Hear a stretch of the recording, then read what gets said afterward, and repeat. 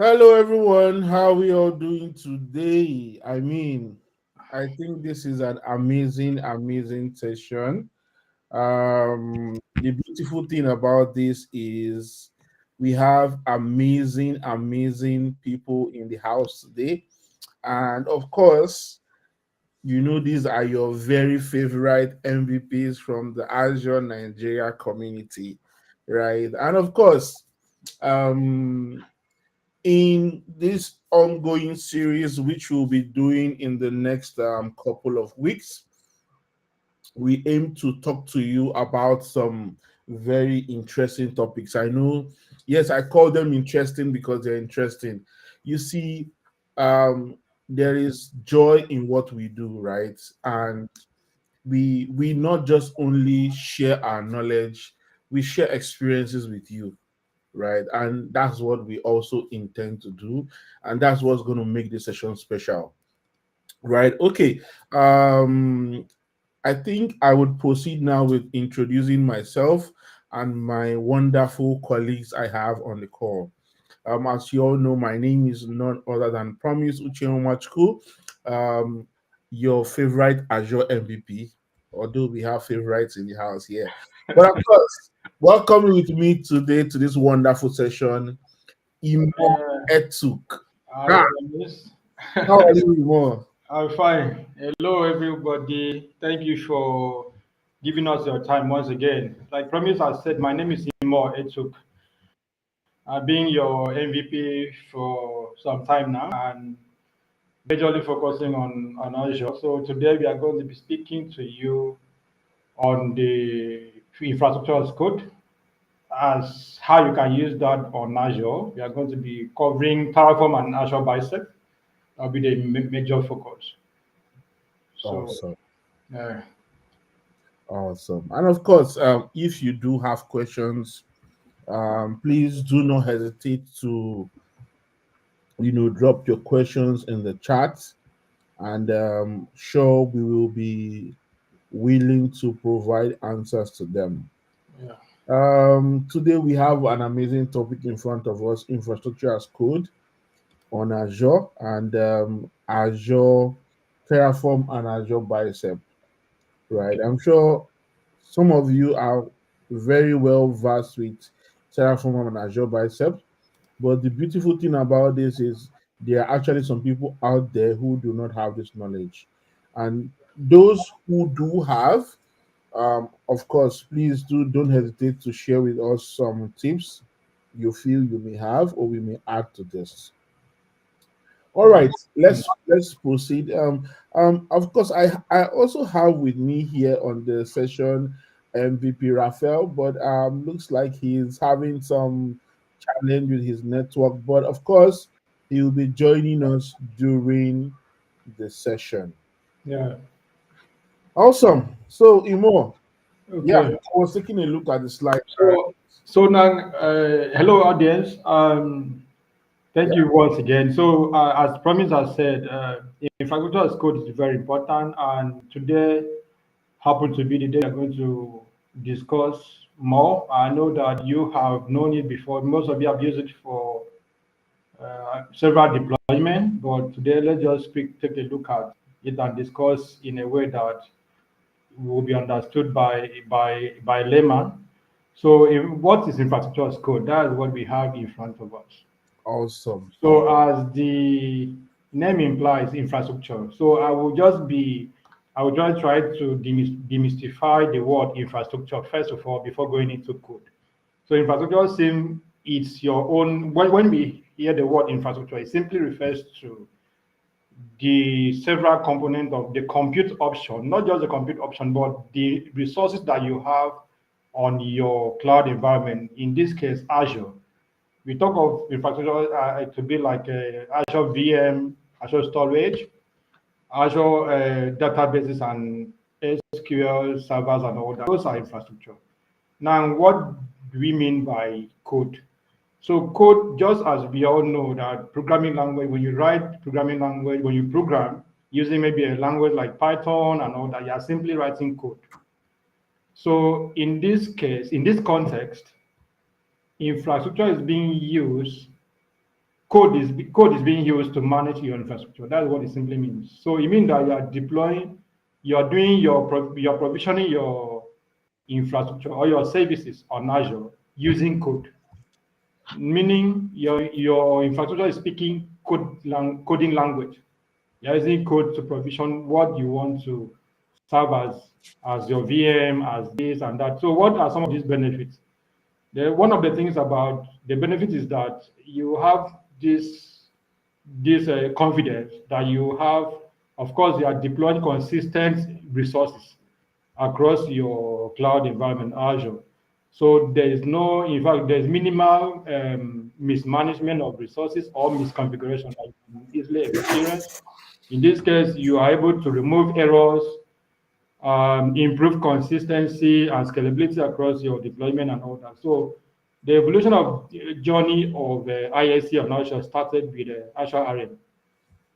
Of course, we all know that Azure RM before now had been very complex in nature due to the bulky nature of JSON format that's been written with. So this is where Microsoft come in and Telecom also come in to take away this burden to relieve us of all this complex JSON code template and all that. So Promise, over to you. I would like to maybe hand over from at this point to Promise. Oh, we have Yeah, Rob joining us.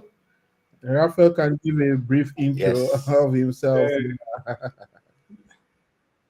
Oh, guys, sorry, I was all of a sudden cut off the meeting, but I'm back now. So my name is Raphael, as you all know. Um, so we're all in Azure space together. I love Azure.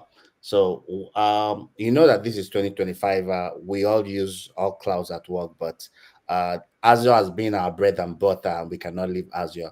So yeah, Azure to the moon for me. Yeah. Awesome, awesome, awesome, awesome. I think that is one very interesting thing that makes Azure.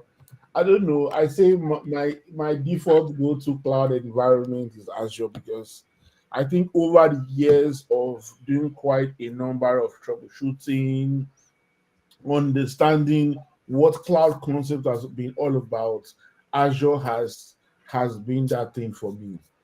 Right. So let's see. On to the topics of for today, right? You may be wondering what are key benefits of infrastructure as code, right? And why do people love to use infrastructure as code? Now, I will give a brief instance.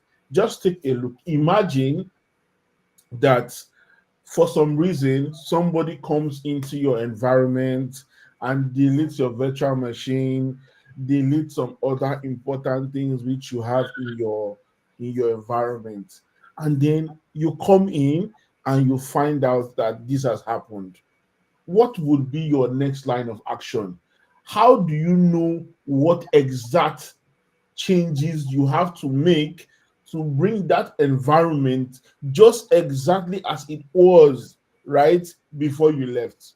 Right, this is where infrastructure as code comes in. Right, infrastructure as code generally helps us take our environment back to the exact state it was, if there were any emergencies or things that happen that make you not to have access to that environment. I will give a brief scenario to this. Um, I remember I was doing some work on some Terraform codes earlier on, and for some reason I I put in some code that the system couldn't reach, right? And imagine my pipeline kept breaking. I was wondering what was going on, right? And it seemed I couldn't find the solution from anywhere. So guess what I did? I did a kind of reverse back, went to the stateful set, and saw all the configurations on the stateful file, the Terraform state file, right? And then I saw the block of code, right, that was actually causing issues for me, and then just remove that block of code and put it back to the storage account. Well, I know some people will say, of course, this is not advisable, but this was like to me like a last resort because I had tried to troubleshoot various ways, and for some reason that didn't work out. So, well, this is one of the things about having making use of your infrastructure as code. You get to bring your environment exactly as it was before any issue happened. Now, Yeah. there has been an evolution, right? And it's been through a process, right? So you can see here it says Azure IAC journey progress from ARM template to more advanced tools like Terraform and Biceps. I could remember back in the day when all we knew about Azure was RM templates or JSON scripts. That was all we knew. But now Yeah. you see that there has been quite some interesting changes, right? You now have Terraform, you have Biceps, and then there's the new, will I say same thing like Terraform, Tofu, right? Which is also coming. Open Tofu. Open Tofu is also here. So you can see, right? So it's really really interesting. I would say the process, the journey it has been, it has been progressive. That I would say. All right, so we will continue on this, and we will take a look at what Azure Resource Manager was all about. So, just like I mentioned, back in the day, all we had was this, right? ARM scripts, ARM templates. That was all we had. There was nothing like Terraform, there was nothing like Bicep at that time. But that was to tell you the real deal, right? This tool was able to deploy almost everything you needed in Azure. You could make use of your ARM template to deploy almost everything you needed, right? You can see here, you see it has things like core functions, although sure there were limitations, and then the evolution came. Under the core functions, you see it says ARM serves as a deployment and management service for Azure. It provides a management layer resources. Yes, management layer, because I don't think mention the resource which you virtually can't manage with your ARM template. You could virtually manage all resources in Azure with ARM template. But of course, this does not come with its own limitations in itself, and that was why we progressed to have other versions of infrastructure as code. Some of the limitations experienced when making use of the ARM template was um, complex JSON syntax. Yes, right. JSON syntax in itself requires you to have some understanding of how JSON scripts are structured before you make use of scripts like this. So if you don't really have a good knowledge of JSON scripts or how JSON works, you might have some difficulties with implementing changes using your ARM template. And then there were lack of strong modularity and say steep learning curve. Yeah, steep learning curve, because I mean there was always something to learn when it came to, or when it comes to running JSON scripts on while making use of the Azure Resource Manager template. All right, I would let my colleague Imo to give you some more juicy juice about infrastructure as code. So Imo, over to Yeah. you. So just as promised, I said, thank you very much for that insight. So infrastructure as code, to me, to my own experience, which I had experienced once, I've used before prior to this, I've always been a fan of ARM template, Azure ARM template until Terraform and Azure Bicep came on board.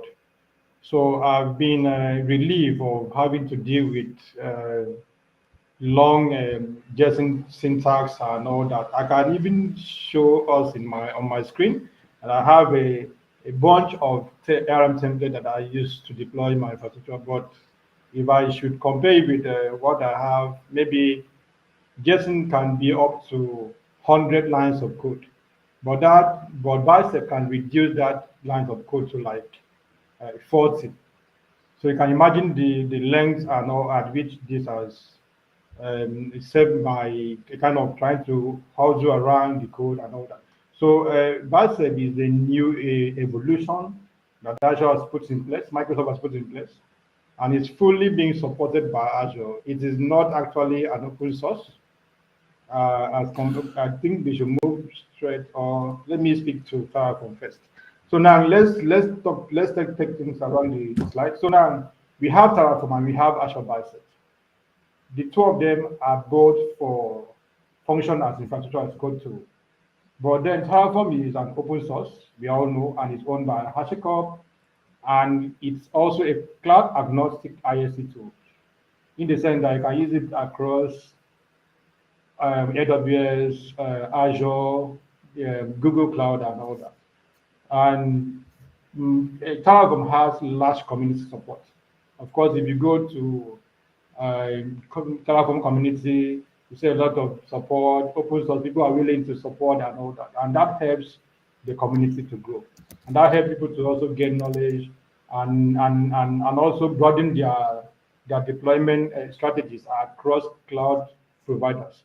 But on the other hand, you also have to deal with the state file management, just as Project has said. He had some experience with his infrastructure that he deployed, but was able to trace the error to the state file. That's one of the disadvantages. That's one of the advantages, I would say, advantages of having your state file. You manage it yourself. You know when to fix error from the state file, as opposed to when Microsoft has to manage your state file in terms of your bicep. So Azure Bicep in this case, Microsoft is the one managing your state file for you, so you don't need to manage state file. And of course, there's also an advantage to that, in the sense that it guarantees security. It's guaranteed this security and sense of you taking a burden from you. So all those things. And Terraform operate based on providers. Each of the cloud platform has their own providers for each of the resources that I want to deploy. So just bear in mind, your take home should be that the multi-cloud and a domain-specific language, which is the Azure Bicep. Azure Bicep is specifically for provisioning resources on Azure. For now, we do not know if in the future Microsoft will want to expand it and make it to be a multi-cloud ISC tool. So moving further to the next slide, this is exactly what I've already explained. So Bicep is here just to simplify the process of us having to deal with the syntax of the JSON file. And though they underline under the hood, Bicep operate on Azure RM.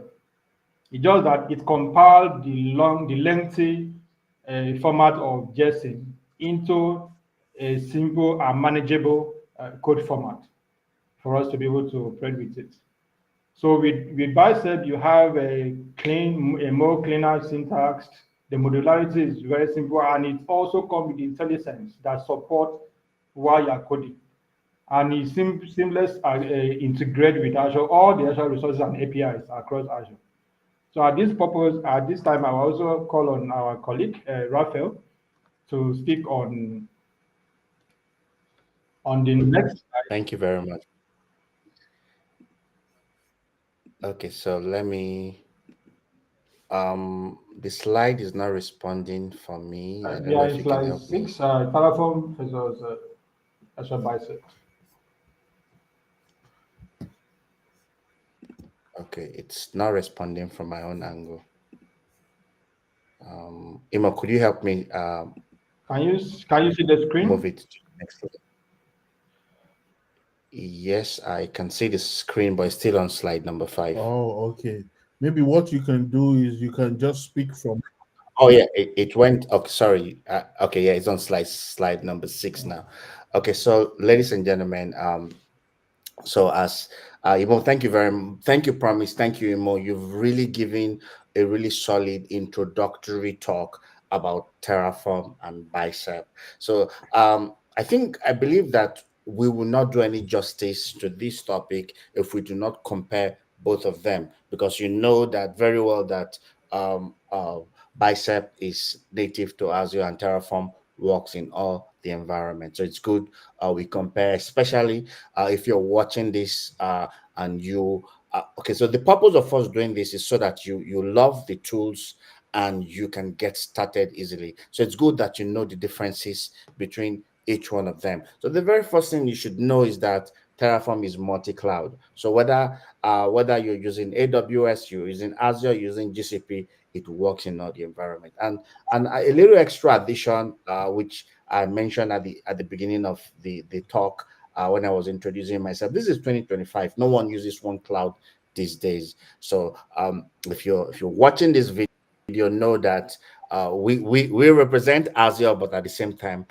you should know that Terraform works with all the clouds. Okay, but now there's also a good thing with Bicep being Azure native integration, because there are times where you want something that is native. You want to really get that exclusivity focus, and if it comes to that, if you come to that and you get all the protection, all the benefits that Azure has to provide. Okay, so then you will need to look at a Bicep. Okay, now it has different learning curves. It's not, I believe that it's not too difficult to pick up. If you start today, probably in 1 or 2 days, you can start or working with it already. So yeah, Terraform is matured, is not a new product. It has a mature ecosystem. I think it has been proven, it has been tested. So another good thing that everyone loves about Bicep is that you don't have to manage state files. Okay. Okay. Yes. So now I'd like you to know that um, I'd like you to know that um, we love what Microsoft has done with regards to having that exclusivity. You focusing on the benefits, every benefit that Azure has to provide. Okay, so you are not managing any state file. It's a huge plus because managing state file has its own wahala. Okay, so if you're in Nigeria now, the syntax for Bicep is even much more simpler than that of Terraform. Uh, yeah, it's much more simpler, and you get all the support of Microsoft. Okay, so yeah, so for me, I like Bicep. Okay, so let's look at the next slide. Okay, so how about the consideration? When what should audience consider, Raphael, while choosing between these two? Oh yeah, okay, so as you can see on the screen, um for yeah, so the first one is the learning curve, like I said earlier on. So you should look at which one is easier to pick up on. For me, I think that Bicep, it's not too stiff to learn. The Now you have support from Microsoft, so you should always look at when you are choosing, look at so the what is your team good with? Okay, what is the project requiring? What is the, like, there was a project that I was supposed to work on, and they said they specifically wanted Bicep. So if you have that kind of project, you focus on Bicep. Okay, so yeah, so you look at the needs of the project before choosing. Okay, so I think yeah, so let's move to the next slide. If you want to chip something on Okay, it, no, Imo, no, that would be great as well. no. I think the audience should also, when you are making a choice, when you're about to make a choice, you need to understand your just as you said, your project requirement. You need to understand also consideration in terms of if you find yourself in a multi-cloud environment that you don't have to just all the deployment not going to Microsoft Azure, so you can also consider Terraform as well. So it also boils down to that. Okay. And to But just also also okay, mention sorry, this, promise you were Rafa. going to say something. Um, I've been in scenarios where some projects they would say, okay, I think we want to deploy everything making use of Terraform. right?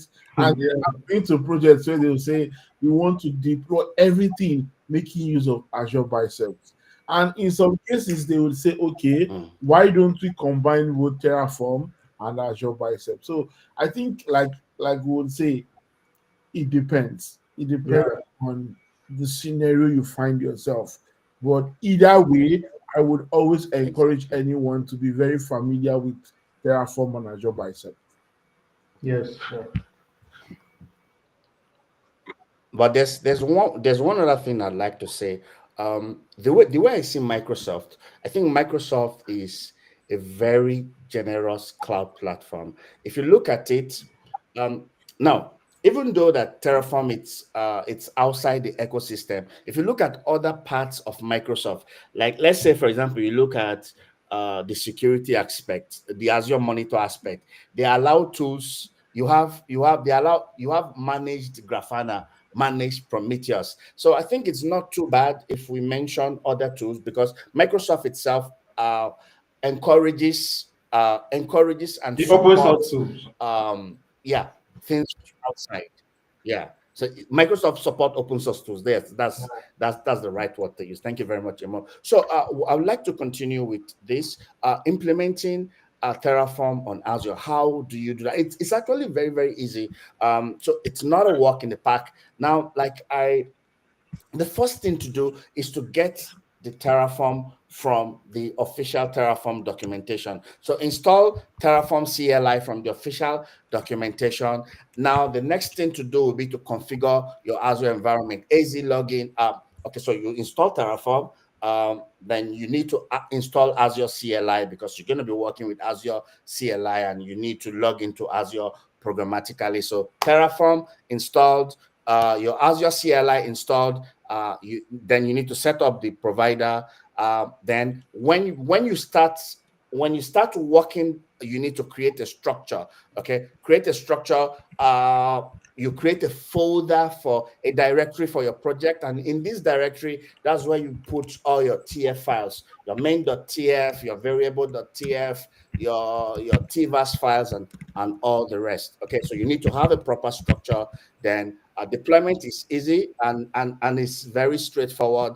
Terraform init, Terraform init will install all the plugin and all the necessary things that you need. Terraform plan will show you uh, will show you what you're about to do. Compared to what you want to do. Then apply would make it. Would really deploy the yeah, we deploy the deployment. Okay, so I think that's So, it for this. so just to add to that, I'll let- if you yeah. look at the audience, if you look at the chat section, we have added some links for you to. One of the links will take you to where Okay. to get started with Terraform. The other link will get you to the link where you can find Terraform providers for Azure. So get started. I can assure you that all the information you need as regards Azure provider for Terraform is found on that page. So we may proceed. Beautiful. Thank you very much, Imo, for that. Okay, because getting the right document, it's a real big deal in setting this off. So So Imo, please help me okay. to move to the next slide if you don't mind. So let me. I'll probably speak to. Okay, now for ISC, how do you now implement Azure Bicep? Raphael has spoken about the implementation of Terraform. So now the Bicep one is just simple for you to start. Bicep has an extension called .bicep, and it's operates using the easy command. The easy command is what it uses. So you start by installing it. We are going to put the link for you to download, no, for you to install. And you can use the installation is done within your terminal. You do the installation within your terminal, and the file you create is .bicep file, and you save it. And also after that, you can use the AZ deployment to carry out your deployment. You can deploy any resource. It could be Azure storage, virtual machine. It could be anything. It could be app service. Like also, Azure Bicep works very much well with Azure API. Like you can use it for your API gateway management, actual API management as well. So it's really a fantastic tool for you to get started. So we are, like I said, I'm going to put the links to Azure Bicep documentation page, whereby you can further explore and learn more. So let's move down Okay, to cool. the next slide. Awesome. I was also taking the time to get an interesting article on everything you would want to know about um, Terraform, tutorials like tutorial practices you could try, all of those things. So ensure just take your time, you know, take your time, practice as much as you can because it's very, very important that you have a good overview of how it works, the concepts, what the architectures are like. You can have a quick guide, how you can manage your infra as code, and various awesome topics you can find, right? So this is one resource you should make very good use of. Yeah. So just to add to that, just as I was saying, as I said before, let me see. You can also in setting up your bicep right from your VS Code, you can just simply install the extension from there, and you get started. Bicep extension is there in your right within your VS Code. So all what you just need to do is just to go to the extension and search for it and install. And that's all. You just get started with it quickly. So let's speak to the best practices for ISC2 and Azure. Uh, So Imo, before we speak, we talk about the best practice. Um, there's something I notice if you're working with Bicep and all these things. If you just, I think the yeah, autocomplete, that's intelligence. I think is intelligent actually. Yeah, I think it's a very, Yeah, very interesting part of working with that tool. Once you won't even finish typing out the yeah. name, it will complete the rest of the stuff for you. So And that's one of the fantastic tools. In fact, I enjoy using it. A few days ago, I worked with a couple of projects that majorly focus on bicep. Like I said to the audience that I really enjoy using that tool, working with it. and I think one of the beautiful things about biceps could be the fact of the easy modularity, right? Imagine like having a whole repo full of any kind of modules you want to use, right? So imagine having that kind of structure where any kind of module you want to use to build anything within your Mm, organization is in one full repo of all the modules. And then it provides that kind of uniformity across the organization. So, say for instance, you have about 200 teams in your organization, and everybody is making use of a single repo, Yeah, which has like all of the modules of all of the services you could possibly build, right? And then you're then making use of this, to have a uniformity in your code line. So in the sense, you won't have a scenario where somebody adds this to their code and the other person is adding something or someone is mixing. You have pure uniformity across the organization. And I think that is right, one lovely thing about what Bicep does. right, yes. right. Also, I was going to ask a question, and I would like this to be like a form of more like a discussion, right? So, um, imagine you're stuck, right? Like I mentioned the other day, and I had so what I was actually working on was migration of databases, right?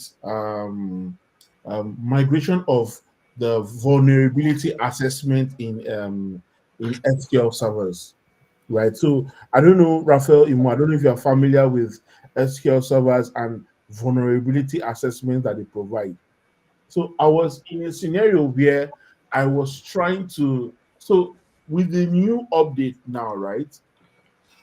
whenever you create an SQL server, Azure expects you to move your vulnerability assessment to the Express configuration. Why? Because I think they are phasing out from the classic mode to Express. Now, Express. I remember I was looking all around for ways to make this happen using Terraform, right? I tried. There were some obvious commands, Hmm. right, to create your vulnerability assessment. But migrating from a classic mode to an express Express one. configuration mode wasn't there. Like I Yeah. tried everything possible. I searched. And in this particular project, you would have all of your codes on Terraform. Now, how then do you go about issues like this? What do you think would be the best bet? Do you mix AZCLI with Terraform, or what do you think would be the best way to approach scenarios like this? Yeah, the best way, I don't know if that is because from what you said, the vulnerability assessment is done on Azure. Yeah, Of course, so you are in that case, I think Bicep will come to play because Bicep is Azure Microsoft specific. true. So I will stick to Bicep if I were you. True. Yes, I ended up getting some scripts to be able to achieve that, but of course Yeah. they were in more like in partial, right? Okay, more PowerShell. Yes, they were more impartial. And I know that there are ways where can you run a Terraform, a partial script, right? Through Terraform. Has anyone tried that before? I haven't tried that before. Interesting. Uh, It sounds But it but sounds it sounds like an but I interesting think challenge. it's possible. I've not tried Okay, it I as think well. it's possible through script. PowerShell is basically scripting language. yeah. So I think you can do that using Yes. scripting in At the PowerShell. end of the day, I was able to achieve it making use of PowerShell. But what I wanted to do was have Terraform in the mix of everything I was doing. Right. Okay. So I didn't find a Terraform way to run the script, but I do know that with Terraform there is a resource which you can use to run an AZCLI script, or would I say script, or maybe single line commands. In fact, there's also a resource now to even run JSON, right? Okay. Right? So Terraform has all of these tools that incorporate some native Azure tools, right? Or some native Azure processes. And I think that is one beautiful thing about this. Now, I also want to ask one other question, right? I found myself in a scenario where I had done some configuration changes, right? Which is was, in your SQL server, you have a scenario where you want to create a baseline. What do I mean by creating a baseline? A baseline is like saying if there's a rule that says, let's say VA 2065, that says maybe limit the access to your SQL server, Mhm. right? You want to create a baseline such that, okay, maybe your baseline would entail you saying, okay, five people have access to this SQL server. That should be the baseline, right? Yes. Then any other thing should be Mhm. like cut off. You understand? Yeah. I had made a change making use of Terraform, and and trying to create the baseline, but for some reason it looked like my configuration was wrong. Now, the challenge was this. Remember, I'm making use of a pipeline to run my Terraform scripts. Yes. When you run the pipeline and you do Terraform init kept on breaking. Now, the challenge was, how do you get rid of that issue? Because trying to remove the code itself, the code that created the baseline, Yes. it wasn't an option because Terraform is not initializing. Yeah, in the first mm, instance. You can't even get to the point where, let's say, it initializes properly. You can then say, okay, if I remove this code, it will be deleted. How then do you mm. troubleshoot such issue? What would be a possible way to resolve such issues? And having in mind best practices, as people would say. So, do you mind sharing the solution with us and the audience? Yeah, I would actually share it, what I finally did, but I was looking at getting maybe more ideas on. No, but in doing all this, I discovered that you might go and troubleshoot. And so, speaking to the last Mhm. point on the slide, you might troubleshoot to the extent that you destroy your I mean, you change your Yeah, original code. From the So versioning is actually very important true, in all true. this. I agree with you. I agree with you. But okay, maybe let me speak about how I ended up resolving issue. So it happened that the configuration I had run, the first time I put the code, it ran successfully, right? Now, Okay. Terraform is trying to validate that configuration. But because it was wrong, he tried to check Azure. He couldn't see that configuration in Azure. And that was why it was failing when trying to initialize.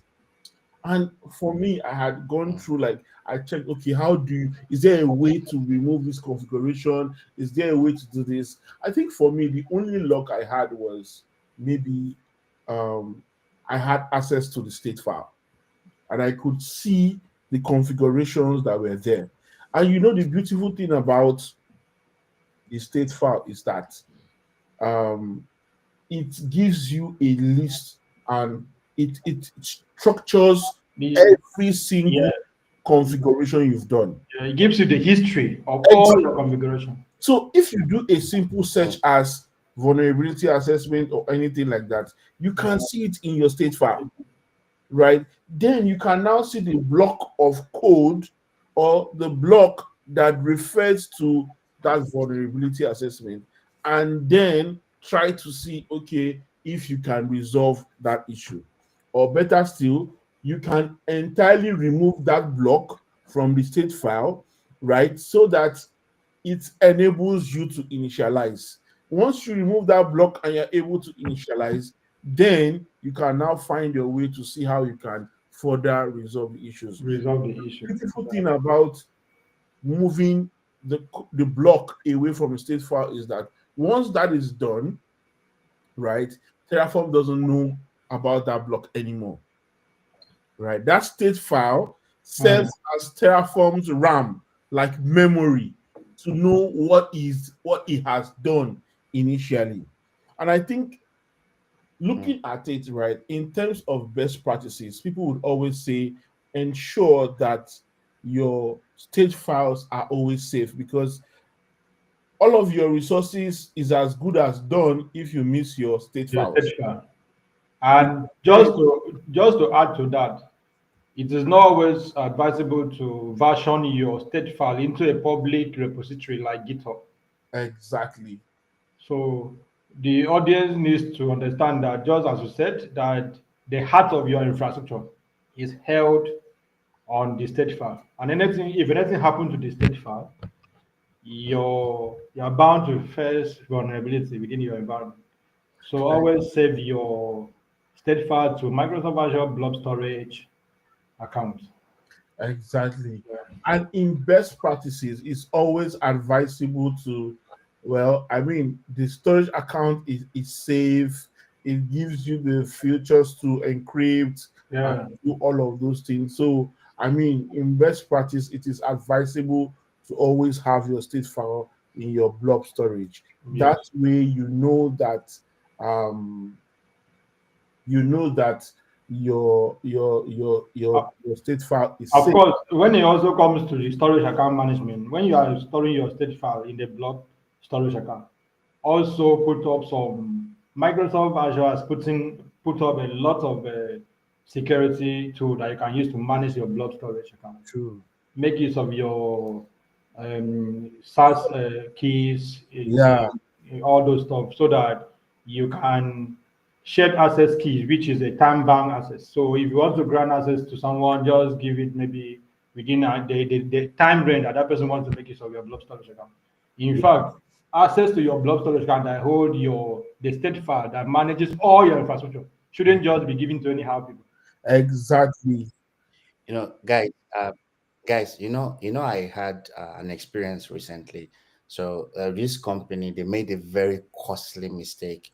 Um, so they didn't follow the best practice that we are talking about.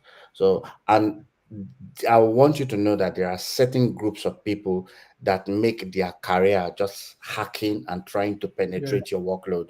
So, um, based on the IP address, these guys they are Russians actually. They hijacked the workload and they encrypt it. They use ransomware to they attacked it with a ransomware, and they were asking the company to pay a large sum of money in Bitcoin. So it was a very big headache because the whole project stood to it put that everybody on a that panic. also Um, comes to mind that like when you are doing your storage account, when you are setting up your storage account, meanwhile, this is what I want to you want to hold your state file, make sure that the endpoint goes through the private endpoint. Exactly. So, like what I usually say, exactly, do exactly. of course all the project, nothing is not advisable to pass through to make your storage account to pass through public endpoints, public Yeah. internet. So And then anybody Exactly. can get hold. more, you can also activate things like soft delete. You can Soft delete, activate yeah. things like resource group lock. Yes, That's even you can do purge, thing. can enable purging and all those. Exactly. So there are a lot of ways to manage your storage account to be secured. And Microsoft Azure Storage Account has all those features. Wonderful features, I must say Yes, honest. yes. And in fact, if you enable lock, it means that nobody can mistakenly delete Yeah. it file.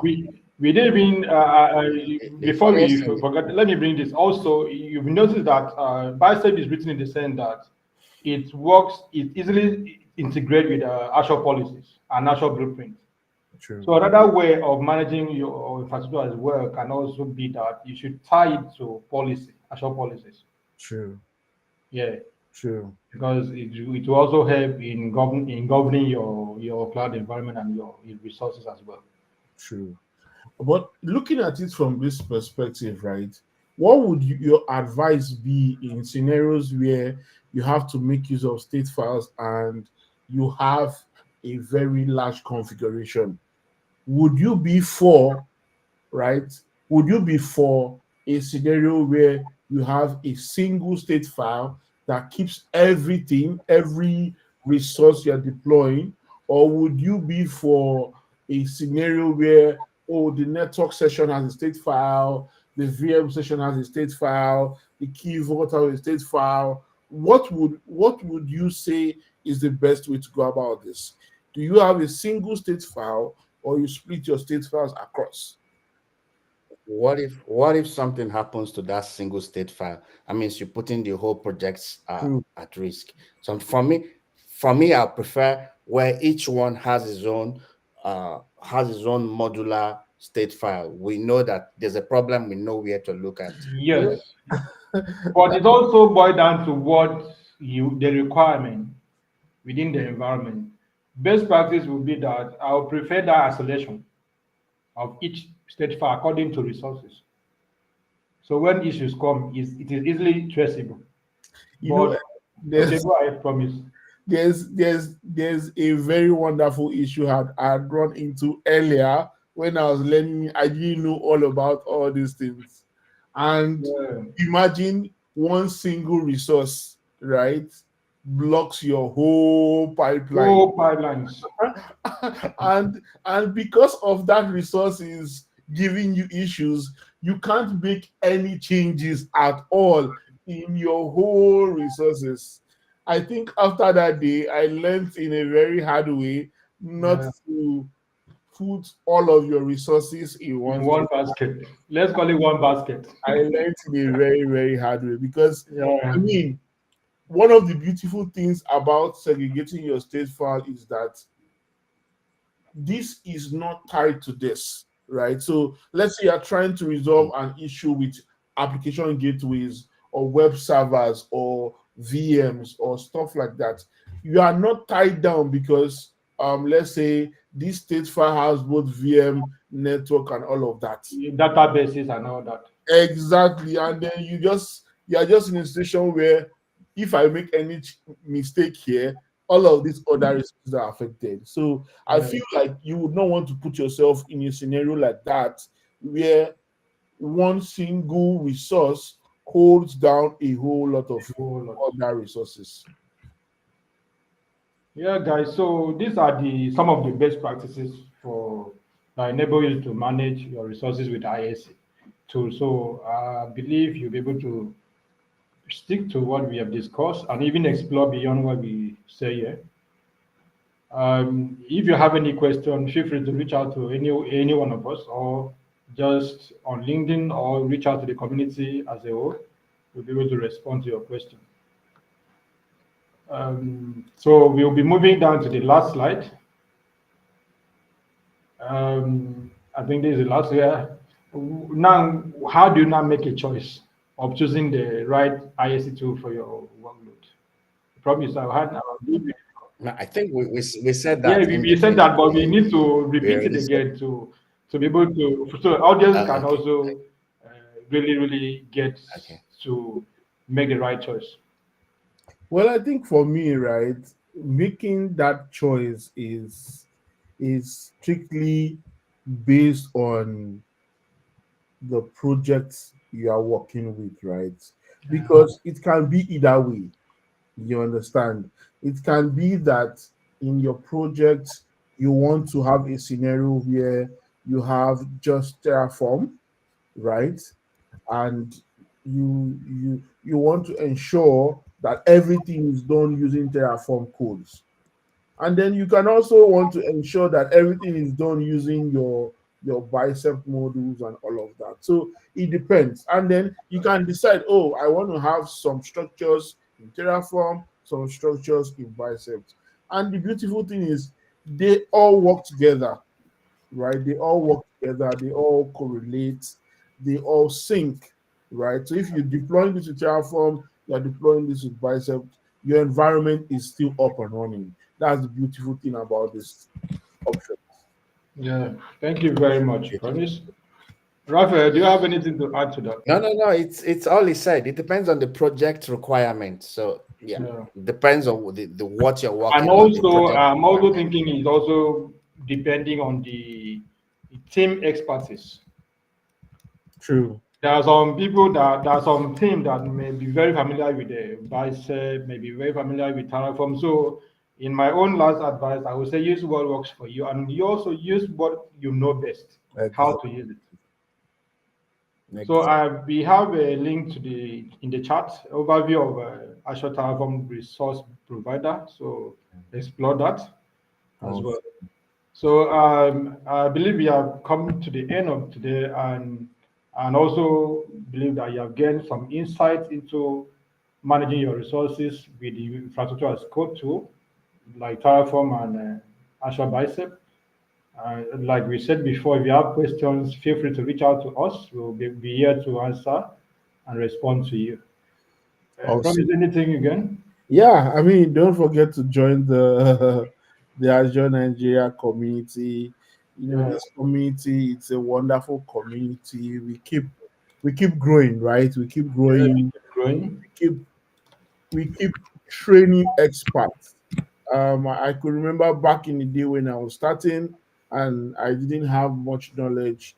This community helped me interact with a lot of leaders in the field, in the industry, and that gave me some insight into what I currently am right now. So don't Yeah, hesitate to join join this community or any community that you know resonates with your learning purpose or your learning agenda when it comes to Azure. yeah. Okay, thank you very much. Also, don't forget to join the meetup page of the Yeah, community. true, true, Yeah. true. So thank you, audience.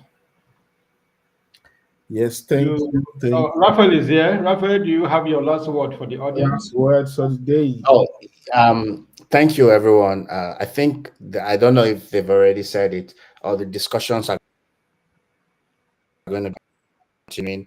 We hope to see you All right. again. Thank you. Awesome. Thank you very much. Bye bye. Thank you all.